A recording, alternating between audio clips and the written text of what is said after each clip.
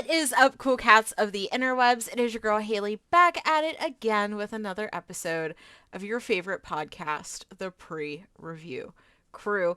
Before we get into the games for March and April, let me introduce to you my favorite cast of characters. We have Brennan Yo, and we have Mike. Sup?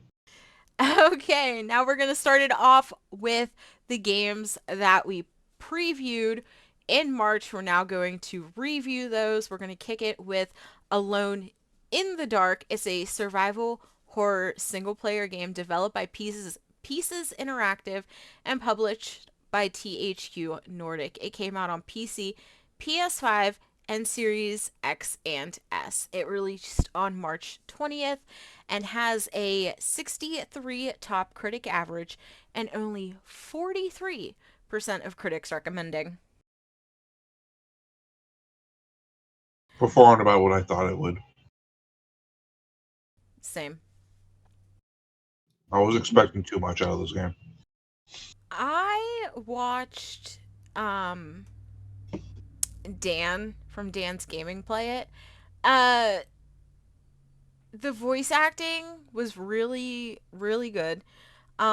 The one thing that Dan really liked about it was like all the notes and like sort of like side pieces that you find of the story were all voice acted. So he really liked that. I think he was giving it around like a 6.5 to a 6.9 in some places. But yeah, this is what I expected, and I don't. I just think it's mid. Like the story's pretty cool, and in And some that's places it looks really pretty. and that's what I'm seeing in the reviews is like people are saying that there were good ideas in this game. It just wasn't executed, you know, up to par. That you look from what I'm saying, you look at it and it's like, oh wow, that's actually a really cool concept or idea that they're doing. The only problem is they're not executing it up to the standard of that idea or concept. It's a puzzle game with some shooting aspects, and I know Dan mentioned like some people in his chat were like, "Oh my god, is it a horror game?" And Dan's like, "Not really. It's more like a puzzle game, and then here or there they have a few good jump scares." But and I think that's where this game lacks is that you hear Alone in the Dark and the way that it looks like it should be a horror game, but it is not giving horror. It almost reminds me of those like old Nancy Drew games, if you guys know what I'm talking about. Oh, I remember those. I've Yeah. heard of them, yeah. Yeah, like that's what this game reminds me of. And Dan said apparently this game inspired Resident Evil or something like that, and then Resident Evil inspired Evil Within, and Evil Within like inspired this reboot. I don't know if that's true or not, but he was like, you can see a lot of similarities between this and sort of Evil Within.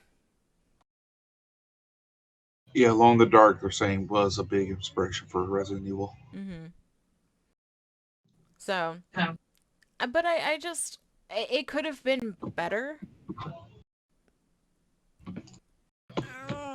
It's just like it irks me because I'm just like, oh, I want to be like, yes, this game was so good because they got like these really good voice actors, but you can have really good voice actors in a shitty game. Yeah. I feel like we've seen a number of, or like we've reviewed a number of games that both having that really cool voice cast and then it just like the game ends up sucking. Like that one game that was like, I don't know, I forget the name, but it was like something like seconds or something, or like hours, and it had like that stacked voice cast that ended up just not performing well at all. I remember what you're talking Wait, about. Yeah, Was what was it that? was it the gods? Was it uh the No, musical one? not the musical one. No, Oh. it was like the one where it was like two. I think it was like a couple, and like the game took place over a period of time, and like you could rewind to like figure out what happened or something. It was so unmemorable that I can't remember it. I don't know. Wait, Point was it is, 12 minutes? yes, that's the. Yeah, You're so 12 minutes. yes. Yeah. Hey, look at Thank you. me. I was thinking like 60 seconds or something. I'm like, no, that's definitely not it. No, yeah, it was 12 minutes. But that I think that was the one that had like a really stacked cast, right? And it just didn't do well. 1 second. We don't I even will tell you. remember exactly. While Haley looks at it, um, James McAvoy and Daisy Ridley. Yeah. why did maybe it wasn't that game that had a stacked cast. I don't remember. Oh, There- was it the knockoff, the GTA knockoff? Yeah, that Maybe. one had That like one had a six. stacked Yeah. cast. God, I can't remember anything. But yeah, to your point, yes, yeah, you can have a really good voice cast, and the game just sucks. Like I don't, I don't know. The only thing that I was reading in these reviews is Henry Viola from Gaming Trend. He says Alone in the Dark plays more of a moody psychological thriller with a heavy emphasis on puzzles rather than a traditional survival horror experience. So it's like I feel like a lot of people were assuming that it was going to be one thing, your traditional survivor horror experience, which I'm again assuming that's what the original was like, and they didn't get that. So yeah, I can if that's the case, I can see why this is painfully mediocre. I feel like this is one of those games that just shouldn't have been remade.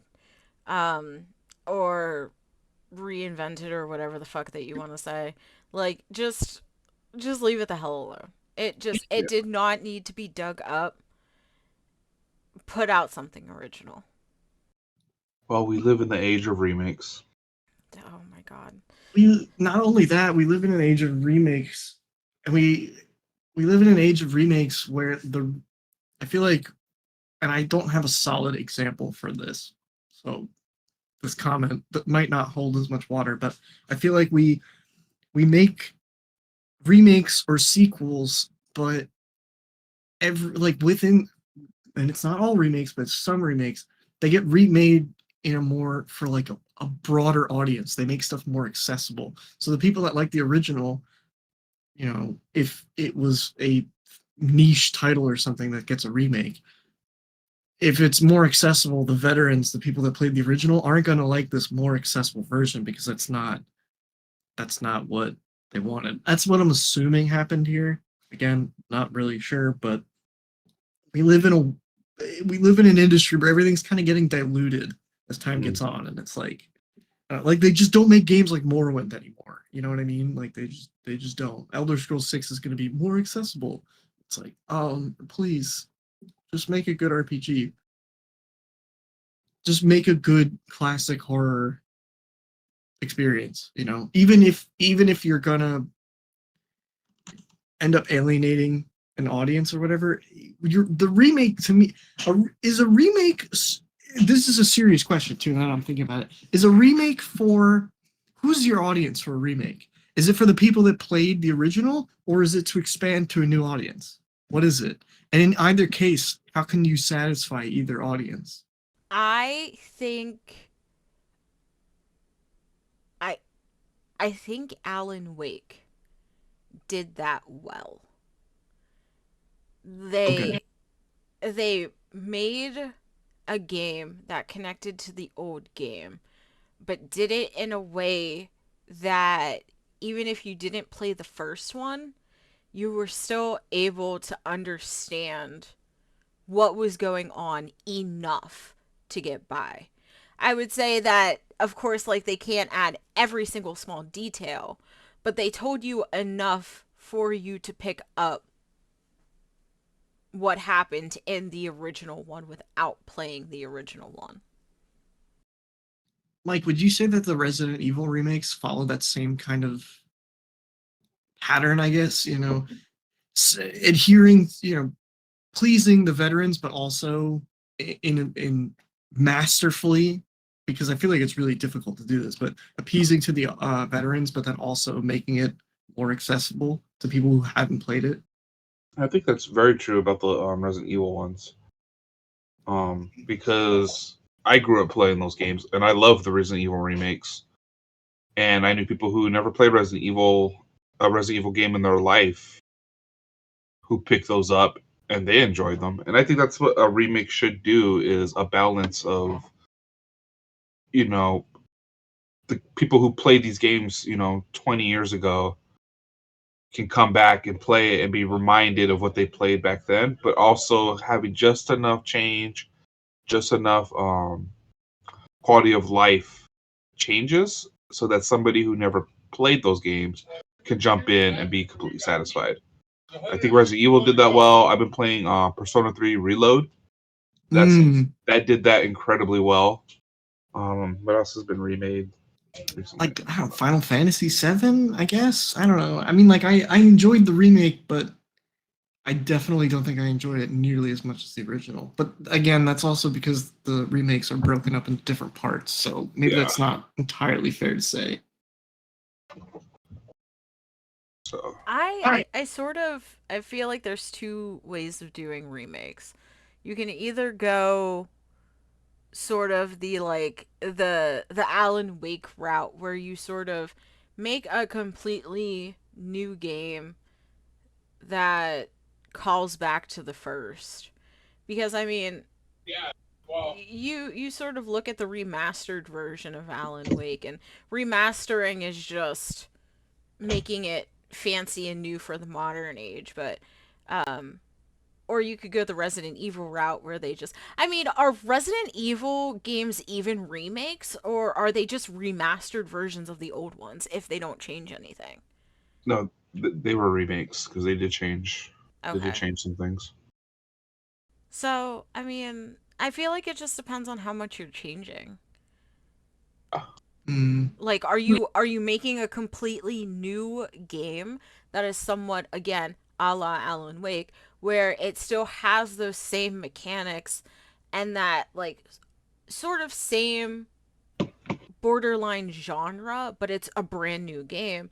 Or are you just tweaking a couple things here and there, which I think would appeal to everybody?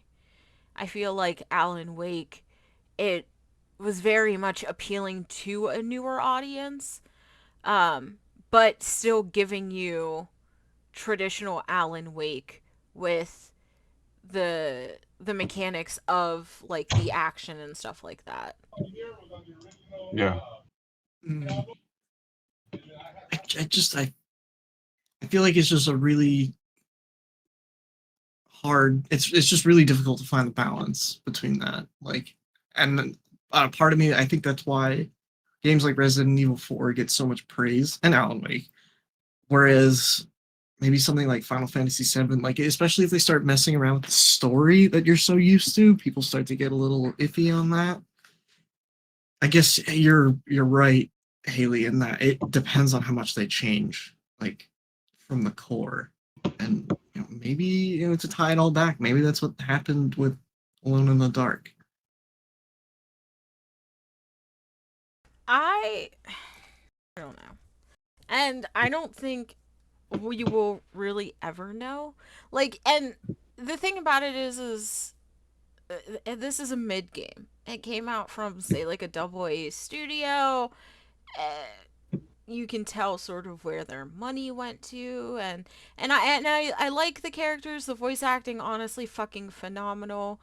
It's just it would be nice if instead of going, oh, we're gonna throw all of our budget into voice actors because these actors are super big, just get some decently well known ones and sort of balance out your budget that way. Mm. Like, Hmm. don't throw everything into one section or the other. Balance it out. Because the game had potential. I just I feel like it plays way too much sort of like a Nancy Drew detective game rather than a true horror game. Mm-hmm. It just sucks, but whatever. And on that note, let's talk about what could honestly be the greatest game of this year. We're talking about Dragon's Dogma 2. It's an action role playing game. It's single player, published and developed by Capcom. Came out on PS5, PC, Xbox Series S, and X on March 22nd. It has an 88 top critic average with 95% of critics recommending. I have a lot to say. I was about to say, Brennan, go Just for go. it. Just go. I'm sorry. I have a lot to say. I spent the entire weekend playing this game. I don't even know where to start. Because it's a for me personally, it's very much a mixed bag. Um, really hard to explain, but immediately I feel like the first thing you'll see any kind of criticism, the first kind of criticism that you'll see is like the microtransactions. People are really upset at Capcom for having microtransactions. And for me personally, I'm not paying for them, so it doesn't matter. And like they're not thrown in your face. It really just seems to be like a convenience thing. Like a lot of the most, if not all of the items that you can pay for microtransactions, you can just get in game. So I don't really see. I mean, I feel like people are just arguing just for the sake of microtransactions, but I'm like, whatever. I don't. That criticism bounces right off of me. I don't really care, but fine. Um, the movement and the combat is significantly improved. The level of jank from the first game is almost gone. Um, graphically, it looks really good, but I've been having not a lot of performance issues, but it's a lot of dropped frames. It doesn't seem well optimized at all. Um, I have to imagine a lot of this game's shortcomings and just a general lack of polish come from just the fact that they were trying to push it out at the end of March, which might be the end of Capcom's fiscal year, and they were in no way to negotiate any kind of Mic delay. off. So Mic on. that's just it. It's just generally, I don't know. You hit a big city and your frames tank from like floating around like mid 50s to like mid 30s to 40s. It's you're in this day and age. You're kind of like, please just optimize your game. I can't really go into spoilery territory, but it follows the first game in that the story is completely nonsensical. The side quests are just kind of random. There's like a weird affinity system that like doesn't really matter at all.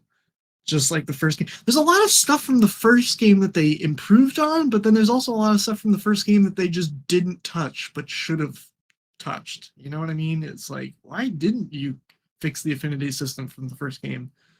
Or just get rid of it. It didn't really add anything.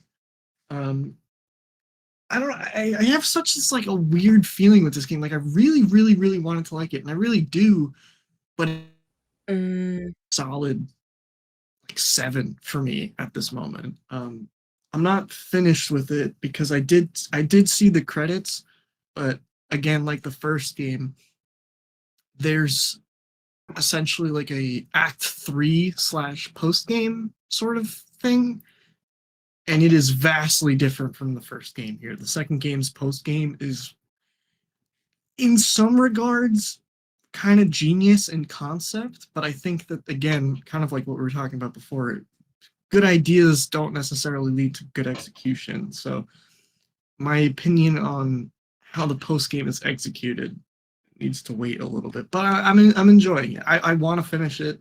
Like I want to get the true ending, and um, there's just like a lot of little gripes, that kind of just add up after a while. It's I really want to like it, but I think that this might be something where it's like they'll come out with an expansion in 6 months or a year from now, and that will kind of like smooth over a lot of the problems that people have, um, within the core mechanics, of course. Like there should be a performance patch soon, hopefully. Otherwise, I don't know. But I'm just kind of sitting here waiting for, the real DLC post game. Again, akin to the first game. People liked kind of the end game in the first game, but then they really, really liked the DLC dungeon that came out, like Bitter Black Isles. I think that's what it's called. Um, People really like that, and people, again, even in forums and stuff now, people are like, just waiting for the equivalent of this DLC to come out. Blah blah blah blah. Um, I don't know. I feel very mixed. Leaning more towards good, but still kind of mixed. I don't know. I felt like it feels like there's a whole part of this game that's it's just missing. Like, I don't know how to explain that. Like, I accidentally beat the game. Have you ever done that before? Have you ever been like, oh, I'm just gonna do this one quest, and then you do the one quest, and then it's like, just kidding, here's the big bad, you're gonna fight him, and the game's over, and you're like, what? No, what? I still have some. There was okay. I guess I beat the game. Like, it was just really sudden. Like, I didn't know what was going on. I find myself going like, what the fuck is going on in this game? Like, a lot. Sometimes good, sometimes not good. Very mixed bag for Brennan. And it just sucks for me to be like this hyped about a game for this long, to be like, it was kind of okay. Like, this is like, it's not a good feeling. I saw the credits roll like on Sunday, and I was genuinely kind of like, oh, that sucks. I don't know. Mixed bag for Brennan. I'm glad I played it, but I don't know, man. I don't know how I feel about it yet, and I don't feel great. From what I'm seeing, a lot of people are liking it. Like you said, people are trashing on it because of the microtransactions, which, um, I don't know. Like, I'm seeing people with 30 minutes of gameplay on the Steam reviews saying this game's terrible, just because it has microtransactions. And I'm just like, when I do look at the microtransactions, like you said, it's just items you can get in the game. It's just Yeah. you pay for it to be faster. Like, from what I'm hearing, you can completely ignore the microtransactions and the game still plays really good. Like, yeah. Oh yeah, totally. I mean, like, even to be honest, I don't even know what like they're selling in the store. I know, like, it's probably mostly just, again, convenience items, because there's no, like, I don't think you can just buy the best, sword in the game and then just steamroll through. Like, that's not what it is. No, And the microtransactions are just like items that you use on a daily basis. yeah, like Harpy Beacon. Like, no one's gonna pay for. I'm sorry, no one's gonna pay for that. I don't need that. On one hand, I do understand why people just take a stance of like, no microtransactions, period. And it's like, okay, I can understand that, Yeah. but I don't think it's a bad game because of it. I don't think the publisher's marketing decisions should influence the development of the game.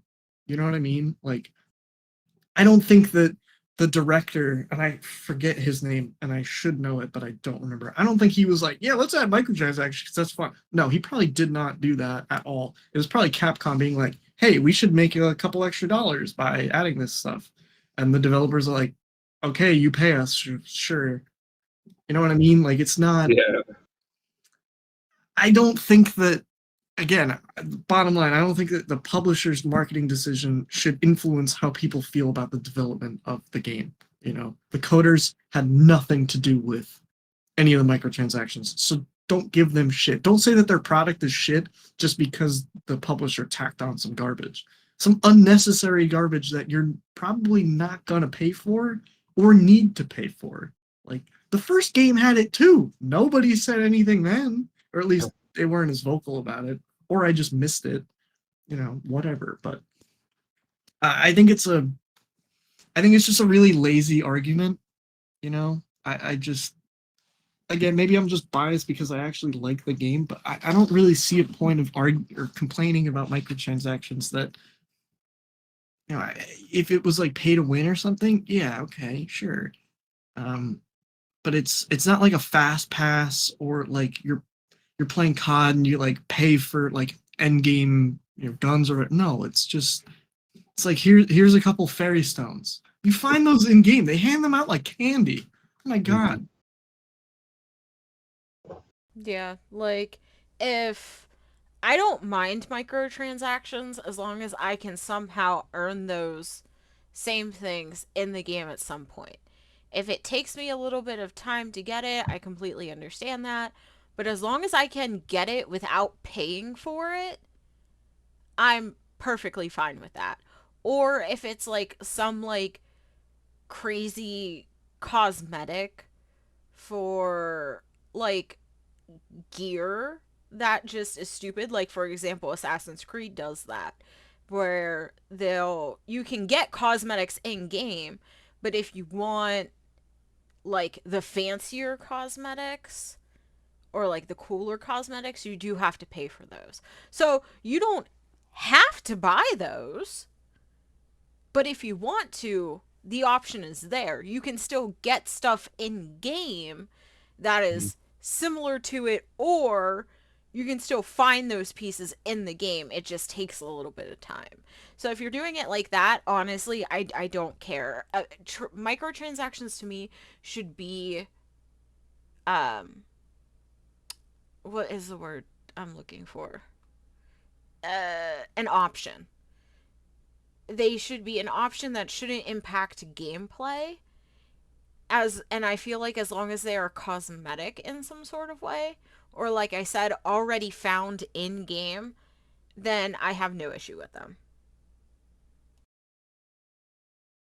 Exact case here. I mean, I'm even looking at them now and it's like some of them are like, again, like, oh, give this to your favorite NPC. Like here's a pendant. It's like the affinity system is garbage. Don't waste your money. Like, well, you don't even need these. You don't even need these. And again, you get all of these items that they have for sale, you get in game. I have all of these.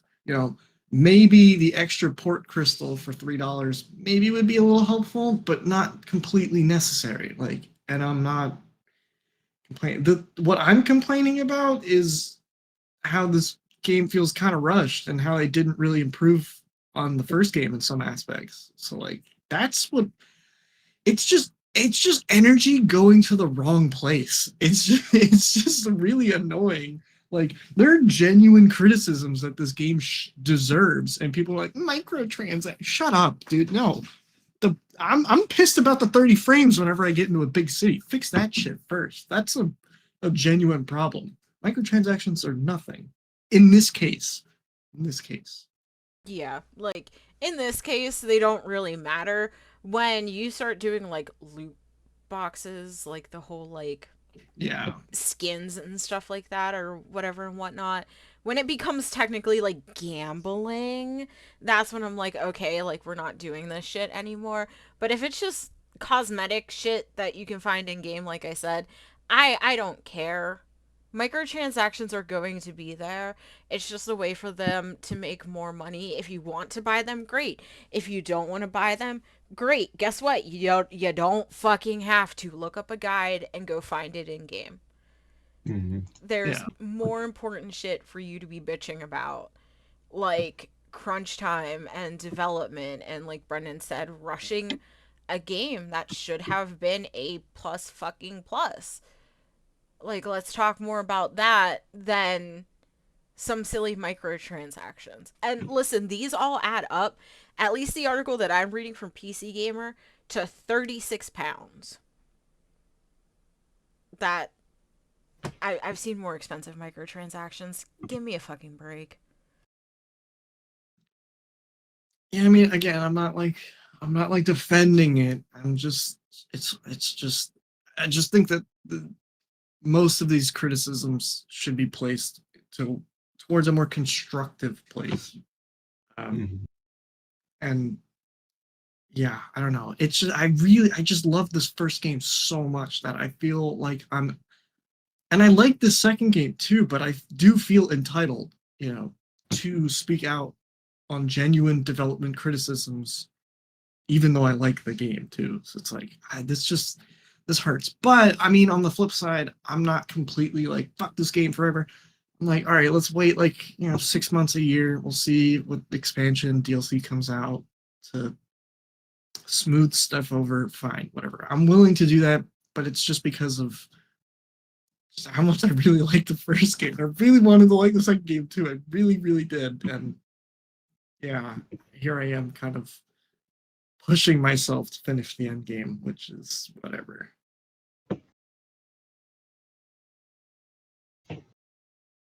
Whew. Well, let's talk about more disappointment.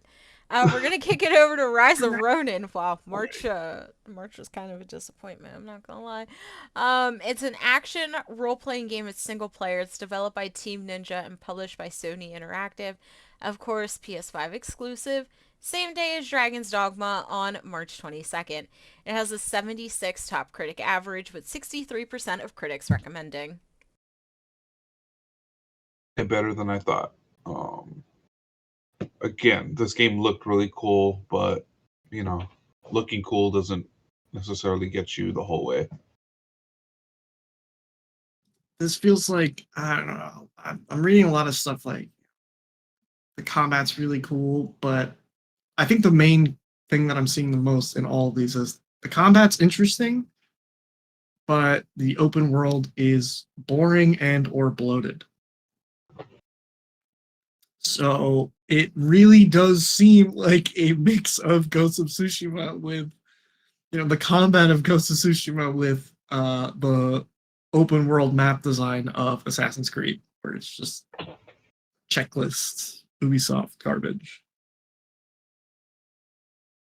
And that's disappointing because honestly, like I thought this would the top critic average is there. Honestly, I think I wanted to say this would do around like an 80 just because it is Team Ninja. But with only 63% of critics recommending, that's where I'm hesitant because I just assumed that more people would be into this. Like I don't know. I guess I expected a little bit more. Again, it seems like just one of those things where the idea is really cool. Again, we were talking about like to me the time period and the setting of this game was really interesting. Um, Having it later on a samurai inspired tale, but later on in Japan's history, interesting. But again, the execution is when it falls flat. Um, Well, but what I also don't understand is why people are still trying to push this open world, like the same open world formula almost, because it is kind of like a formula at this point. If this game had towers and stuff, I wouldn't really be surprised. To like figure out all the icons on the map or whatever. How many times can we see that? How many, even as a developer, wouldn't you get bored of like making that after seeing it a billion times? Like, at what point do you just go, can we do something else, please? Like, I mean, I even do that at work. I write the same shit every day, and I'm kind of like, I'm tired of reading the shit that I'm writing. Like, can we do something else for the love of God? But oh, we just sorry. don't. No, no, no. Train of thought was over. Team Ninja does a lot of these ninja games, of course. They did Neo, they did Neo 2, they did Ninja Gaiden, Master Collection, they do the Dead and Alive games, they did Fire Emblem Warriors, they did Wulong, Fallen Dynasty. And compared to Wulong, this game lacked. That game is in the 80s, mid to high 80s across the board. And this is sort of just mid. And that's where I'm just a bit disappointed because I know their games aren't necessarily easy, but I guess I just expected more. And like, sure, everybody's like, oh yeah, like this is good, but it's not great. I don't know. I guess I just expected more. I wanted, I don't, I really, to be honest, I kind of wanted this to be good, especially after, I pretty much went full hermit this weekend with Dragon's Dogma 2, and when I did hit the credits and I did get kind of like, meh, I admittedly I did look up. I was like, "How's Rise of Ronin doing?" And then also saw that the scores weren't doing very well. I was like, "I can't get a break, man!" Like, god damn it. March I just isn't your month, brother. Mon- March has not been anybody's No, no, it hasn't. month. March So sucks. it yes. And that's why we are going to kick it over to April. Woohoo! And hopefully that's a little bit better. So the first game we are going to talk about is called No Rest for the Wicked. It's an action RPG. It's single player, developed by Moon Studios and published by Private Division. It's coming out on PC, PS5, and Xbox Series S and X. It hits early access on April 18th. Um I Wait, was this the game I picked? I think so.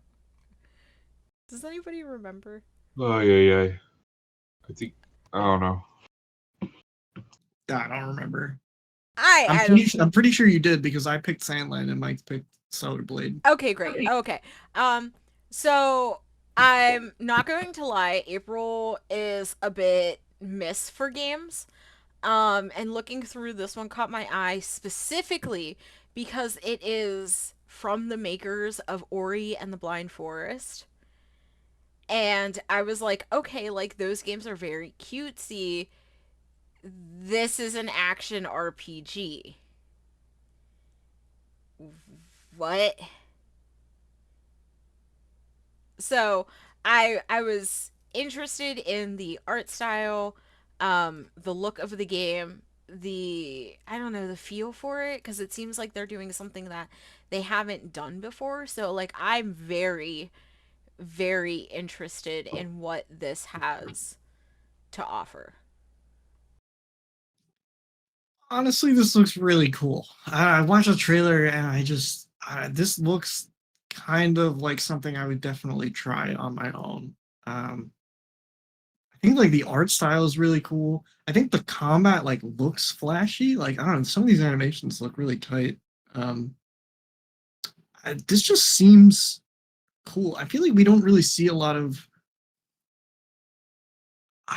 top-down like ARPGs like this. I mean, at least I haven't in a while, but I don't know. This just looks kind of fun, and like I'm kind of glad that the developers of Ori are trying to do something completely different. Like I really hope that they nail it too. I maybe they're like maybe they might be like a super giant, where it's like every kind of game that they tap into, they just kill it. Like, oh, let's make a roguelike. Oh, we'll just make one of the best roguelikes ever made of all time with Hades. Like, okay, sure, yeah. By accident. Not by accident, but I think this is really cool. Uh, I like the whole like the settlement building, like designing your own home. It's like these tiny little touches that you didn't really need to add, but it's interesting and fun. And I don't know, I do like the as they say, it's a soft class system. I kind of like that, akin to maybe not the best example, but something like Skyrim, where you can kind of like there are archetypes, but you can kind of like mix and match at your leisure. I've always been a sucker for that kind of stuff. And overall, between the art and like how it actually looks like graphically, this looks really cool. And oh, excuse me, allergies. When I was watching the trailer, I was thinking this looks like Dark Souls beats Diablo, Yeah. Mm-hmm. and I mean that in a good way. Um, It's got that Diablo top down, but the way that they got the skills mapped on the D-pad, the heavy combat, it really has kind of like a Souls game kind of feel to it. Just watching it right now,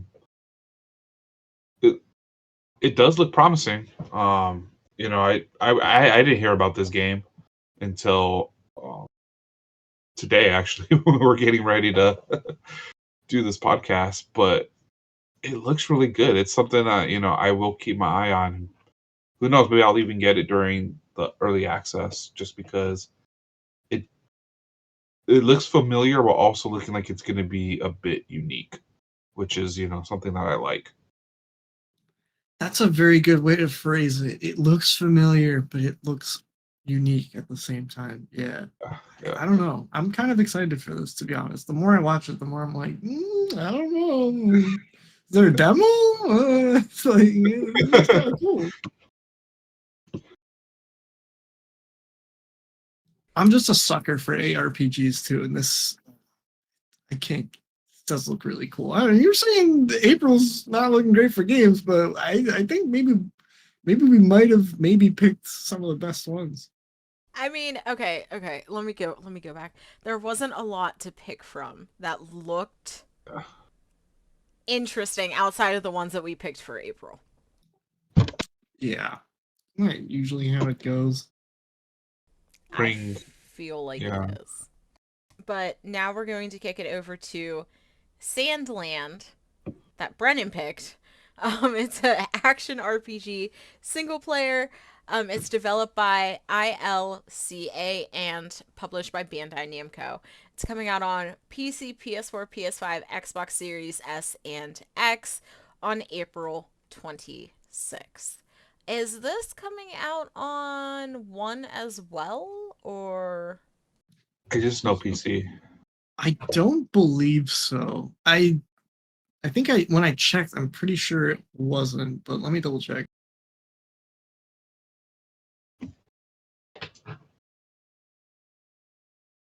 Huh, no, it's not.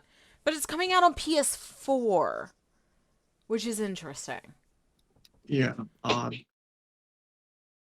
Okay. First off, rest in peace, Akira Toriyama. Oh my god. That's what I was about to say. Rest in peace. Yeah. It kind of sucks that he's not here to see this release. Like, I know it's just like a tiny thing, but it's like, damn, dude. To be completely honest with you, I'd never heard of Sandland before I heard about this game, which I think was like a year ago ish. I feel like they showed off a trailer for this at one of our many random publisher convention things. When I went to New York Comic Con in October, there was this was one of the games that you were able to demo, and I really wanted to sit online and and demo it, but I didn't because I was there for work and stuff. But I don't know. This just like it just looks. I don't think this is. I'm not going to sit here and say this looks like the best game ever made, but it looks kind of just fun. I don't know. It looks like dumb, simple fun, which, kind of also seems like what they're going for too. I like the addition of all the different like vehicles and stuff. They all look kind of cool. It's just hard not to like this because it's just goddamn Akira Toriyama. I'm sorry. I'm just gonna like it just because of that. It just looks cool. It looks like they took one of his comics and brought it to life, like very genuinely. Yeah, I had read the original manga for this. And I really enjoyed that. So that's why I've kind of been keeping my eye on this one. Because when everybody thinks Akira Toriyama, they think Dragon Ball. Right. They don't realize he did a lot of really good stuff outside of Dragon Ball. Because he did Sandland, he did Dr. Slump, he designed stuff for Blue Dragon, I think Chrono Trigger. Chrono Trigger, Blue Dragon, yeah, Dragon Quest. Yeah, so he did a lot of stuff outside of Dragon Ball, and Sandland was one of those ones. I think people who enjoy Akira Toriyama's art style and way he tells a story, it's really good. So when they first announced this, I was like, "Oh snap!" Like nobody I know has ever heard of Soundland. Like that, let's do this. Like I want more people to know, Akira Toriyama outside of Dragon Ball. Hopefully, if anything, baseline. Because even part of my kind of first thought too is like I want to read this, you know, and I wonder like how many other people are going to look at this game or play this game and then immediately start reading the manga, Yeah, almost out of respect, but also maybe because like genuinely like it. Like I don't know. I'm definitely looking forward to at least trying this and then trying the manga too. It just seems again just like dumb fun. Like I'm not expecting any like master, not like a masterpiece, but just something. Just something. This could be like a maybe this is something to more akin to like a post-apocalyptic action RPG Dragon Quest kind of yeah. vibe. Like I don't know. I'm looking forward to this. Hopefully this doesn't come out and it's complete trash. There is a demo. Oh my god, it's there? I'm on the Steam page right now. There's a demo. Oh boy. All right, I know what I'm doing later.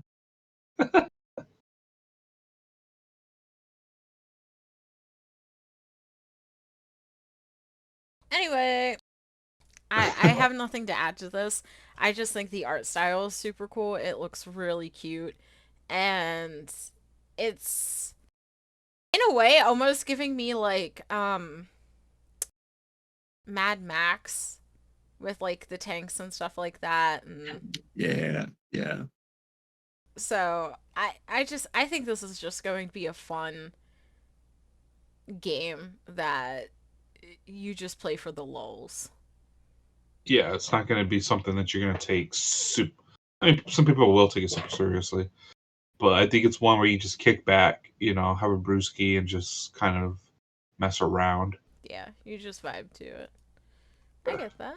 Slay. Anyway, we're going to end the podcast with Stellar Blade. It's an action single player game developed by Shift Up and published by Sony Interactive, coming out exclusively on PS5, so you know it's about to cost $70, It and does. it's releasing on April 26th. Well, of course, it's fucking Sony, and they want more money, and wow, that's actually really pretty. Yeah. So I like games like this. The whole, fast action. I know this game. I think they said took a lot of inspiration from Nier, Automata, which I love Nier Automata. So just watching this, I was like, yeah, okay, I can see that.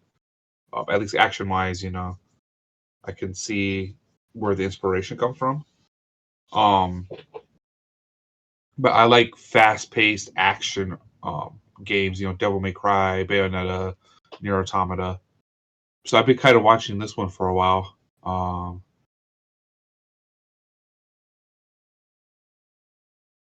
was gonna say something, but never mind. So this is kind of, PlayStation exclusives to me haven't been, except for Ghost of Tsushima. I really haven't been enjoying PlayStation exclusives. Um, so I'm really hoping this one ends up good and it kind of changes my mind on Sony because got a PlayStation 5, but I don't play PlayStation exclusives on it. I got it so I could play, with friends and family. Um, so I'm hoping this really changes my mind. It look from what I've seen, it looks like it might. It looks like I'm gonna finally be like, okay, cool.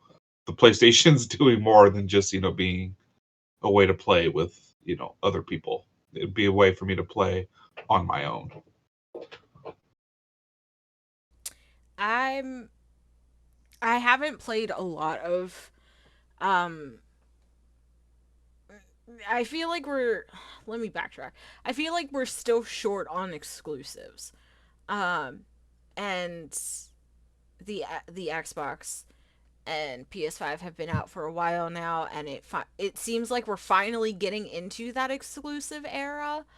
Um, and I feel like this might be an exclusive that I play. Like, I'm looking at it and I'm like, okay, we get haptic feedback, we get adaptive triggers. Like, this looks really fucking pretty. Also, your girl just bought a new TV. Um, so I want to try this out. Like, this looks really really fucking cool. My only issue is of course pay $10 more and get a whole bunch of add-ons. Blah blah blah blah blah. And it's $70. But let's not start there. So, yeah. I think I'm gonna play this. Yeah, it's something I'm probably gonna get day one. I don't think I'm going to get this day one. I think I'm going to do what I normally do and sort of watch somebody play like the first hour or so of this and then sort of like determine from there. But just looking here, like it looks like a game that I would definitely pick up. And I never played Near. That's always a game that like I wanted to play, but I just felt intimidated by for some Hmm. reason. But I played Devil May Cry.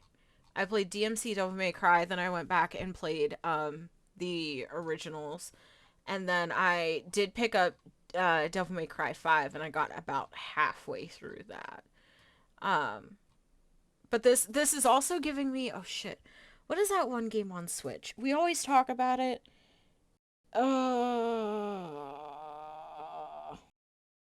Astral Chain. Yes. This is giving me Astral Chain vibes. Just I think it's just like the whole premise of like aliens, world ending, blah blah blah blah blah. But yeah, dude, they need to make a second one. They do. They really I do. think this looks really cool. I like the UI. I think the UI is really cool. Like how like all the health bars are just kind of like squares, just broken up. I think it's really neat. And yeah, I feel like you could definitely tell the near influence. Like you take like one look at it and go, yeah, I get it. But it definitely seems like it has its own kind of flair. It doesn't seem like a carbon copy of Near at all. So like that's cool. Hopefully this is good. Um, but I don't necessarily think that it's gonna fix anyone's exclusive problems, to be honest. Like, I mean, I can't say that without having played it myself, but I don't know. I have a feeling that this isn't. I'm just gonna go out on a limb and say this probably isn't gonna be a game where people are like, I have to buy a PlayStation 5 Yeah. just to play this game. I think, but would it be a good exclusive to pick up? Hopefully. Um, It's just for me. It's like God of War was okay. Spider Man was decent. I didn't like Horizon. There was the one. What was the roguelite? Where you're an astronaut on another planet. oh, Returnal. Yeah. I mean, those games have been okay. I didn't like Horizon, but those games have been like decent. But they're not something where it's like, okay, this is why I picked up a PS5. Um, Yeah. and I'm hoping this game, like you said, is probably not going to sell PS5s. But for people who already have one, this can be a good, okay, finally, and an exclusive that you can really be happy about the console for. That's kind of how I felt about Returnal.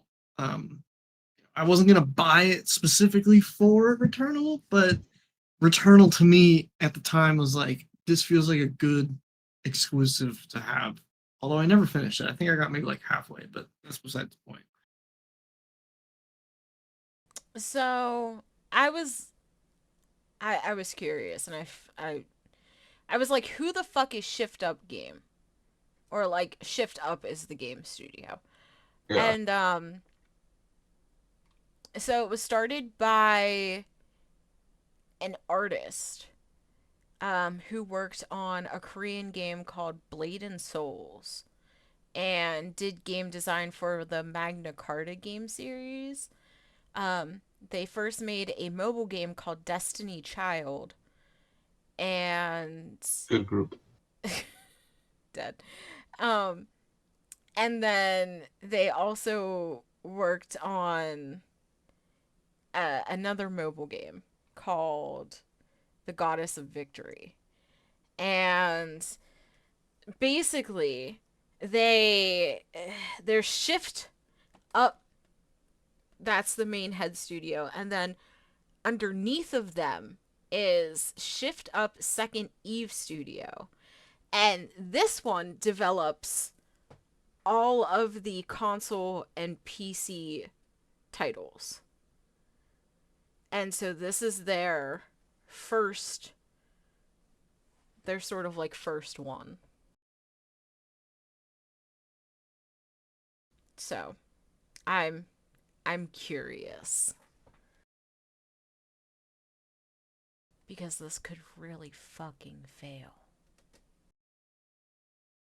Yeah, don't put that idea in my head. I'm not trying to. I'm just saying, like, this Yeah. this was originally supposed to come out on Xbox One. This was supposed to come out 4 years ago. Yeah. Yeah. So they announced this as Project Eve for PS4, Xbox One, and PC. And then it got delayed Yeah. to 2023. And then it got delayed again to 2024. And now it's finally coming out. So, like, this has been in development for a while. I'm super curious to see how it does. I'm and it looks like from what I read Sony bought marketing rights to it in 2021. So, why the shift? Why say everybody and then flip it to just PS5 exclusive? Mm. Which 4 years ago would put you in 2020. So, okay, so if they announced it then, and then in 2021, Sony bought marketing rights to it, okay. I can sort of see why, but at the same exact time, like, that's taking a risk on making this exclusive. Mhm. But at the same exact time, maybe that'll be a good thing because it's just tied to the PS5. You're only operating on that system. You don't have to dull it down for the Xbox Series S or, boost it up for PC players. You're working on just that console. So you can go as strong as that console's limits. So maybe this will turn out good. I don't know. We shall see. Yeah, I'm very curious. Oh, okay. Here's an ending question. How do we feel about Sony saying that the PS5 is at the end of its console cycle? This should just come out. Oh, it's actually been a few years now. Oh my god. We're getting old, brother. Ugh. I don't. Oh man, it's just so weird to say because again, like it feels like it just came out, and Yeah, it came out in 2020. but like even I don't know, even like I remember in the beginning, it was easier to get a PlayStation than it was like a COVID test at one point, and both were extremely difficult to find or get. Um, man, I don't know. It's like I don't. I no, I hate that. You tell me you gotta buy another $600 console in like another couple. Come on, no. I apparently this is from a article by the Business Insider, and it states that Sony mentioned that the PS5 didn't do as well as they hoped. Um, and that they had weaker than expected holiday sales. Um, I believe that this is because, one, a lot more people after COVID happened, which I mean, this launched during COVID, the PS5. I feel like a lot of people realized, like, oh shit, these consoles are hard to get. They navigated to PC. I feel like we saw that movement to PC during COVID just because those were a lot more, PCs and laptops are a lot more accessible and were during that time than getting the latest console. So you see that shift, and coming out of COVID, people are like, why spend the money on the console? I have a decent PC. I can run these things. And with the lack of exclusives, then buying a console is basically obsolete. Or they're still supporting backwards capability by putting their games out on the PS4. So people are like, why even upgrade when I can still play it on the console I already have? So I think the hype for the PS5 shot itself in the foot. Yeah, because they hyped it up so much and then they weren't available. I mean, I think that's the biggest problem with the P. I think that's why the PS5 doesn't feel like it came out 3.5 years ago. Is because they weren't available for the first year. You know, you had to fight to get one. You know, you wanted one, you had to roll up on somebody in the middle of the street and start fist fighting for it. You know, um, and honestly, Sony should give it a few more years. You know, like you said, the PS they were putting all their games on PS4 as well until like this year. Um, so like you said, what was the point of buying a PS5 if I could just play everything on the PS4? So now that they're making everything PS5 exclusive, I think they should give it a few more years. Don't rush to make the next one. Try to make this one work. Try to make some of your money back before you're just like, fuck it, we're gonna make a new one. Um, Patience. We need to learn patience. Yeah, I can't. I would have expected, in my opinion, I think these consoles should have a longer life cycle just because they weren't really accessible until, you know, 2 years or so after they came out. So I think it's unfair to be like, oh yeah, it's in the latter stages of its life cycle just because sales aren't doing where you expected them to go. And I can completely understand why they are saying it's in the latter stage of the life cycle because it's not selling as well. But at the same exact time, did you really give it a chance? Yeah. I mean, how many exclusives have we had since it came out? Last time I checked, and last time I looked, I think there was a Reddit thread that said like 40. That is dated, I will say that. But still, you're lacking. And you're giving people options. If you're giving people options, of course they might not pick your option. So, like, make it make sense. Hmm. Yeah, I definitely think it's 100% split between the lack of exclusives and the fact that they're still making ports for the PS4. It's like there's no incentive to get a PS5, especially because exclusives seem to be like a dying thing almost when um that's kind of the whole driving force of buying a console is exclusives. If everything can play everything, there's no choice. If there's no exclusives, then why deliberate between an Xbox and a PlayStation. Like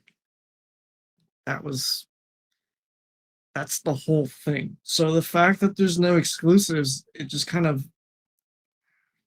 I don't know, it bleeds you dry after a while. Like, it just. The. I built my PC because my friends primarily gamed on PC. But I have a PS5 because of those exclusives that Sony puts out. I want God of War. I want The Last of Us. I want those types of games. So I have to buy a PlayStation. Mm-hmm. That's why I have one. And it's like, if you give me the option, of course, I'm going to pick PC, especially if it's multiplayer and I can play with my friends. Fuck yeah. But if you don't give me that option, of course I have to buy your console. So, like, I don't know. I just hope that they don't release a console anytime soon. Because if they do, I definitely will not purchase it. Neither will I. Like, I feel like they just haven't given the PS5 the shot it deserves. And I think the lack of exclusives is also hurting Sony, because I think that what drove me to Sony is their exclusives. Because they have great storytelling. They work with great studios. I want those types of games. I love those types of games. But it's like, I the last time I picked up fucking my PS5 controller was to play Dreamlight Valley, and the only reason why I bought Dreamlight Valley on my PS5 was because it was cheaper. It was cheaper than anything else. And I actually wanted it on Switch, but all the reviews I read stated that the Switch was underpowered for that type of game. So the only reason why I bought it on my PS5 was because it was cheap. Yeah, I had it on Switch. It was alright. See? Like, I only bought it there because it saved me a couple bucks. I was looking at buying that shit on PC. Like, again, given choice, it's going to come down to a couple of things, especially if you're a multiplayer game. Like, you have to consider that. And I just don't think that Sony is looking in the right direction as to why um, sales are down. But at the same exact time, I am also not looking at actual numbers. I'm just assuming and making up logical guesses because COVID, we all been there, done that. So,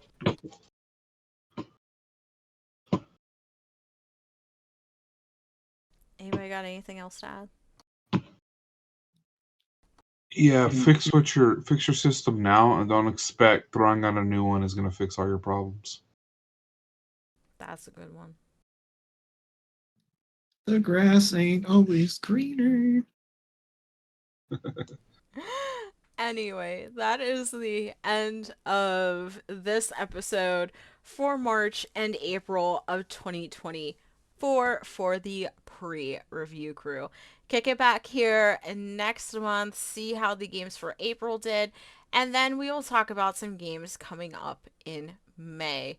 Um, and we'll also talk about getting into um oh shit,